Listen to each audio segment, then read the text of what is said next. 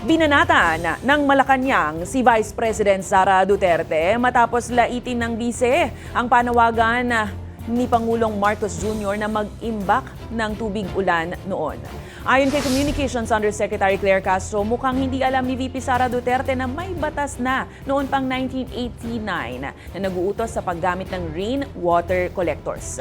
Dagdag ni Castro, walang alam si Sara Duterte sa mga pagsisikap ng gobyerno laban sa baha dahil palagi anyang nasa ibang bansa ito. Matatanda ang binira ng Vice Presidente si PBBM at sinabing kolektahin ang baha at dapat ay ipainom sa Pangulo.